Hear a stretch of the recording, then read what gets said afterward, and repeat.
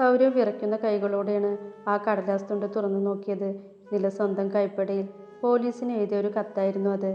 നനുത്ത മനോഹരമായ അക്ഷരങ്ങളിലൂടെ അവൻ്റെ മിഴികൾ ഉയറി നടന്നു. കണ്ണീർ വീണ ആ കടലാസ് അവിടെവിടെ മങ്ങിയിരിക്കുന്നത് കണ്ടപ്പോൾ അവൻ്റെ നെഞ്ചു പൊള്ളി. നീലാദ്രി എന്ന എൻ്റെ മരണത്തിൽ മറ്റാർക്കും യാതൊരു ഉത്തരവാദിത്വവുമില്ല, പ്രത്യേകിച്ച് എൻ്റെ ഭർത്താവായ സൗരവ് മഹാദേവിന്. എൻ്റെ മരണശേഷം നിങ്ങൾ എൻ്റെ പേരിൽ അദ്ദേഹത്തെ ബുദ്ധിമുട്ടിക്കരുത്. എൻ്റെ തീരുമാനത്തിൽ അദ്ദേഹത്തിന് യാതൊരു പങ്കുമില്ല എന്ന് നീലാദ്രി. സൗരവിന് തൻ്റെ നെഞ്ചിൽ ഒരു മാടപ്രാവിരുന്ന് ദയനീയമായി കുറുകുന്ന പോലെ തോന്നി. എന്തിനെ എന്നെ ഇങ്ങനെ വേദനിപ്പിച്ചത്?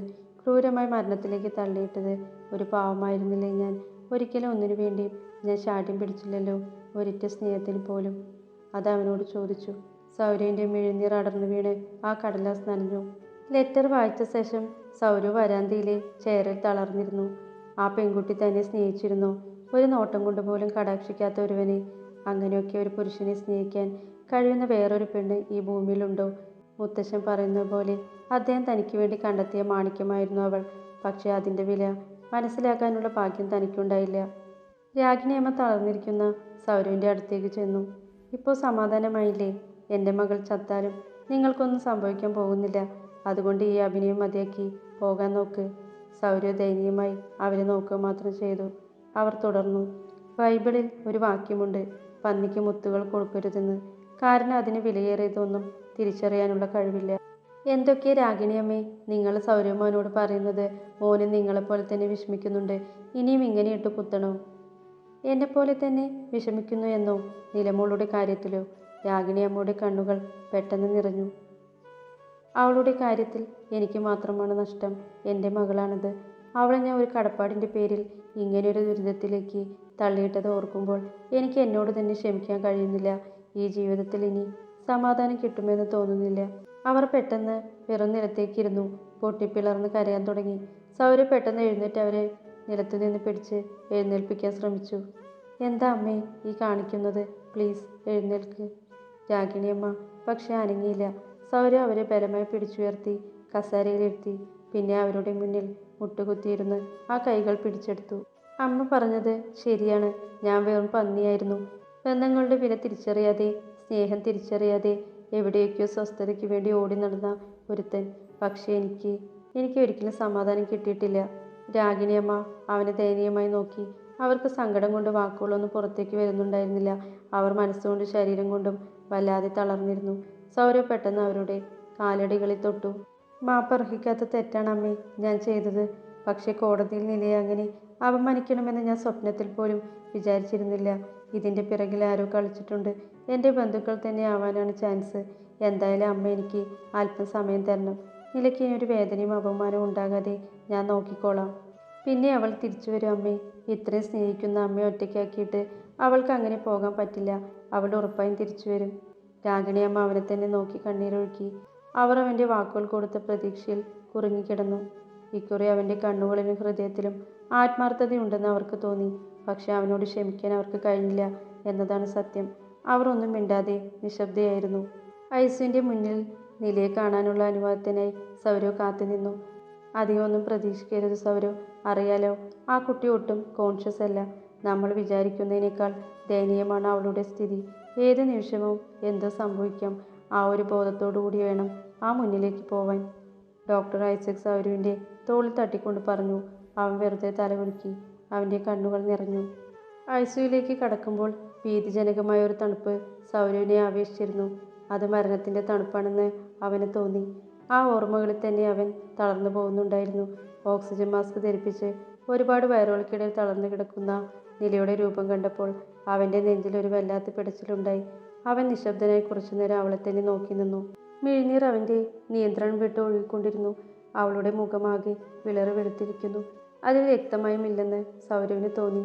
നിലയെ ആദ്യം കണ്ട ദിവസം അവൻ ഓർത്തു. അവൾക്ക് കട്ടിപ്പുരികങ്ങളും വലിയ കണ്ണുകളും ഉണ്ടായിരുന്നു. സംസാരിക്കുമ്പോൾ അവളുടെ കണ്ണുകൾ വിടർന്നിരുന്നു. തന്നെ നോക്കിയ ഓരോ നോട്ടത്തിലും നിഷ്കളങ്കത നിറഞ്ഞു നിന്നിരുന്നു. ഗ്രാമീണതയുടെ മനോഹരിത നിറഞ്ഞ ഊർജ്ജസ്വലയായ പെൺകുട്ടി. താൻ കാരണം അവൾ ഇന്ന് ഏത് അവസ്ഥയിൽ എത്തിയിരിക്കുന്നു എന്ന് ആലോചിക്കുമ്പോൾ അവന് ഭ്രാന്ത് പിടിക്കുന്ന പോലെ തോന്നി. താൻ ഇവളെ വിവാഹം കഴിച്ചിരുന്നില്ലെങ്കിൽ ഏതെങ്കിലും ഭാഗ്യവാനായ ചെറുപ്പക്കാരൻ അവളുടെ ജീവിതത്തിലേക്ക് വന്നേനെ. അവളുടെ ആത്മാവിൻ്റെ നിഷ്കളങ്കതയും കൃത്രിമത്വം ഒന്നുമില്ലാത്ത ശരീര സൗന്ദര്യവും തിരിച്ചറിയുന്ന ഒരുവൻ. അവൻ അവളെ തൻ്റെ പ്രാണനെ പോലെ കരുതി സ്നേഹിച്ചേനെ. അവളും അവനെ ഒരുപാട് സ്നേഹിച്ചേനെ. അങ്ങനെ അവളുടെ ജീവിതം സ്വർഗതുല്യമായേനെ.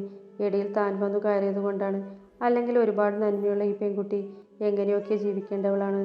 സൗര്യ മഹാദേവിനെ വിവാഹം കഴിച്ചുകൊണ്ട് മാത്രം ജീവിതം നരകതുല്യമായ ഒരുവൾ.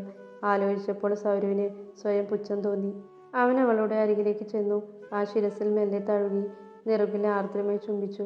നീലാദ്രി എന്ന പെണ്ണിന് തൻ്റെ ഭർത്താവായ സൗര്യ മഹാദേവിൽ നിന്ന് ആദ്യമായി കിട്ടിയ സ്നേഹചുംബനം. ഒരിക്കൽ അവൾ ഒരുപാട് ആഗ്രഹിച്ചത്. അവളുടെ വിളറിയ രക്തമയമില്ലാത്ത ചുണ്ടുകൾ കണ്ടപ്പോൾ വീണ്ടും അവൻ്റെ നെഞ്ചിൽ വേദന പൊടിഞ്ഞു. അവൻ വെറും മുട്ടുകുത്തി അവളുടെ കാൽക്കലിരുന്നു. പിന്നെ ആ പാദങ്ങളിൽ പതിയെ തലോടി അവയിലേക്ക് ശിരസ് മുട്ടിച്ചു വെച്ചു. നീല, പ്ലീസ് ഒന്ന് തിരിച്ചു വാ പെണ്ണെ. ഇനി ഒരിക്കലും ഞാൻ നിന്നെ വേദനിപ്പിക്കില്ല മോളെ. സങ്കടപ്പെടുത്തിയതിനൊക്കെ പകരമായി നിന്നെ സ്നേഹിച്ച് ഈ ജന്മം മുഴുവൻ പ്രായശ്ചിത്തം ചെയ്തോളാം ഞാൻ. പ്ലീസ് നില, പ്ലീസ്. ഞാൻ അത്രയും ദുഷ്ടനൊന്നുമല്ല നില. നീ പോയിട്ട് സന്തോഷമായിട്ട് ജീവിക്കാം എന്ന് കരുതുന്ന ഒരു ദുഷ്ടനായി നീ എന്നെ കാണരുത്. നീയില്ലാതെ എനിക്ക് പറ്റില്ല മോളെ. അവൻ്റെ കണ്ണുനീർ ഒഴുകി വീണ് അവളുടെ കാൽപാദങ്ങൾ നനഞ്ഞുകൊണ്ടിരുന്നു. 3 ദിവസങ്ങൾ പകലും രാത്രിയും നിലയുടെ അവസ്ഥ മാറ്റമില്ലാതെ തുടർന്നു. ഈ ദിവസങ്ങൾ അത്രയും സൗര്യ രാഗിണി അമ്മയുടെ കൂടെ ഐസിയുവിന് പുറത്ത് കാത്തിരുന്നു. ഇടയ്ക്ക് അവളെ കയറി കാണുമ്പോഴൊക്കെയും വല്ലാത്തൊരു ഭീതിയും വേദനയും അവനെ ആവേശിച്ചു. മോനെ, എന്തെങ്കിലും ഒന്ന് കഴിച്ചുകൂടെ? വെറും വെള്ളം മാത്രം കുടിച്ചുകൊണ്ട് എങ്ങനെ ഇരിക്കുന്നത്? ഉണ്ണിത്താൻ പലപ്പോഴും അവനെ നിർബന്ധിച്ചു. എനിക്ക് വേണ്ട അങ്കിളെ, ഞാൻ വിശപ്പൊന്നും അറിയുന്നില്ല, എനിക്കൊന്നും വേണ്ട, അവൻ തളർച്ചയോടെ പറഞ്ഞു. രാഗിണിയമ്മ നിറഞ്ഞ കണ്ണുകളോടെ അവനെ നോക്കി. അവർ അവനോട് സംസാരിക്കുന്നില്ലായിരുന്നു. പക്ഷേ അവൻ പലപ്പോഴും അവരോട് മിണ്ടാൻ ശ്രമിച്ചു. അവരെ എന്തെങ്കിലും ഭക്ഷണം കഴിപ്പിക്കാൻ ശ്രമിച്ചു. ആദ്യം നില എഴുന്നേറ്റ് വരട്ടെ, എന്നിട്ടേ ഞാൻ എന്തെങ്കിലും കഴിക്കൂ. അവർ ശാഠ്യം പിടിച്ചു. നില എന്തായാലും വരും അമ്മേ, എനിക്ക് ഉറപ്പുണ്ട്. ഞാൻ അവളോട് പറഞ്ഞിട്ടുണ്ട് എന്നെ തനിച്ചാക്കി പോകരുതെന്ന്. അവൾ വരും. എൻ്റെ നിലവിളി അവളുടെ ആത്മാവ് കേൾക്കുന്നുണ്ട്. അപ്പോഴേക്കും സൗരവ് അവരെ ആശ്വസിപ്പിച്ചു. നിലയുടെ കാര്യമോർത്ത് ഭക്ഷണം കഴിക്കാതെയും ഒരുപോലെ കണ്ണടയ്ക്കാതെയും ഈ ദിവസങ്ങൾ അത്രയും സൗരവ് തൻ്റെ അരികിലിരുന്നത് ഓർക്കുമ്പോൾ ആ അമ്മയ്ക്ക് അവനോട് സ്നേഹം തോന്നുന്നുണ്ടായിരുന്നു. പക്ഷേ അവർ അതൊന്നും പുറമേ ഭാവിച്ചില്ല. നിലയെ ഉച്ചയോടെ വെന്റിലേറ്ററിലേക്ക് മാറ്റുകയാണ്. ആ കുട്ടിയുടെ അവസ്ഥ വല്ലാതെ വഷളായിക്കൊണ്ടിരിക്കുന്നു. ഇനിയിപ്പോൾ വേറെ മാർഗം ഒന്നുമില്ല. അന്ന് രാവിലെ ഡോക്ടർ ഐസക് സൗരവിനെ അറിയിച്ചു. അവൾ രക്ഷപ്പെടില്ലെന്നാണോ ഡോക്ടറിന് അവനെ എന്തു പറഞ്ഞ് മനസ്സിലാക്കണമെന്ന് അറിയില്ലായിരുന്നു. നമ്മളെല്ലാം വെറും മനുഷ്യരാണ് സൗരവ്. നമുക്ക് ആഗ്രഹിക്കാനും പ്രാർത്ഥിക്കാനും മാത്രമേ കഴിയൂ. ഡോക്ടർ, ഞാൻ ഒന്നുകൂടി കണ്ടോട്ടെ നിലയെ? വെന്റിലേറ്ററിലേക്ക് മാറ്റുന്നതിന് മുമ്പ് സൗരവ് കണ്ണു നിറച്ചുകൊണ്ട് ചോദിച്ചു. ശരി, പക്ഷേ മറ്റൊന്നിനെ ശ്രമിക്കരുത്. ശരീരം അനക്കാനോ മറ്റോ, അതൊക്കെ കൂടുതൽ ഡേഞ്ചറാവും. ഇല്ല ഡോക്ടർ ഐസക്കിൻ്റെ അനുവാദം കിട്ടിയ ഉടനെ സൗരവ് വീണ്ടും ഐസിയുലേക്ക് ചെന്നു. കുറച്ചുനേരം നിലയെ തന്നെ നോക്കി നിന്നു. പിന്നെ പതിയെ അവളുടെ കാലടികളിൽ സ്പർശിച്ചു. എന്നെ ഇങ്ങനെ ശിക്ഷിക്കല്ലേ നില. ദയവ് ചെയ്ത് തിരിച്ചുവാ മോളെ. ദൈവത്തെ ഓർത്ത് തിരിച്ചുവാ. എന്നിട്ട് നീ എന്നെ എങ്ങനെ വേണമെങ്കിലും ശിക്ഷിച്ചോളൂ. ഞാൻ മരിച്ചു പോകുന്നില്ല. നീ തിരിച്ചു വന്നില്ലെങ്കിൽ ഞാൻ മരിച്ചു പോകും. എനിക്ക് ജീവിക്കണ്ട. I am sure I will die if you don't come back. അവൻ്റെ കണ്ണുനീരിനാൽ വീണ്ടും അവൻ അവളുടെ പാദങ്ങൾ കഴുകി.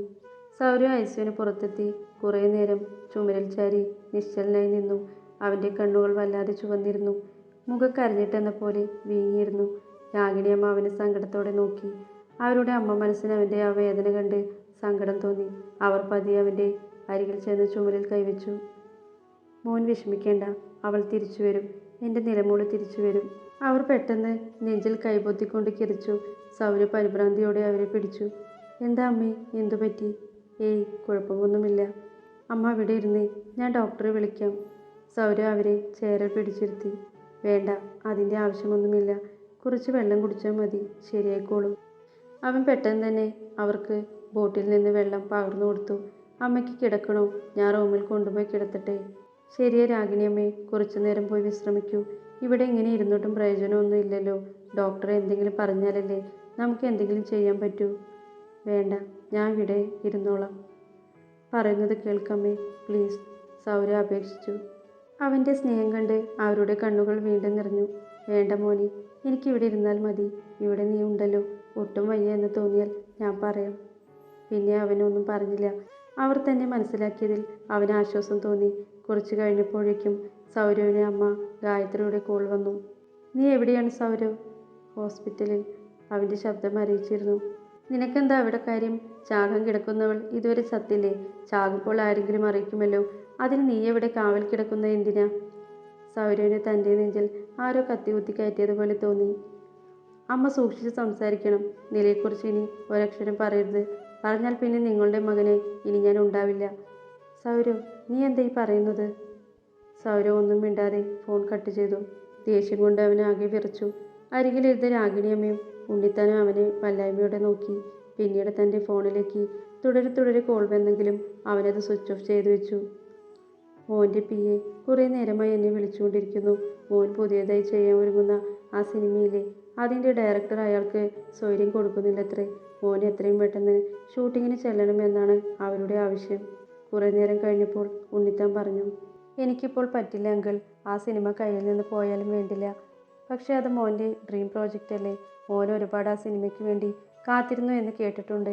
ഒരുപാട് അതിനുവേണ്ടി പരിശ്രമിച്ചെന്നും. എന്ത് ഡ്രീം പ്രോജക്റ്റ് അങ്കിൾ? അകത്ത് കിടക്കുന്നവൾ തിരികെ വരാതെ ഇനി എനിക്ക് എന്ത് സ്വപ്നമാണുള്ളത്? മരിക്കണോ ജീവിക്കണോ എന്ന് പോലും ഞാൻ തീരുമാനിച്ചിട്ടില്ല. സൗരവിൻ്റെ സ്വരം വല്ലാതെ ചിലമ്പി. ഉണ്ണിത്താന് വാക്കുകൾ നഷ്ടപ്പെട്ടു പോയി. 4-5 മണിക്കൂർ കൂടി ഇഴഞ്ഞു നീങ്ങി.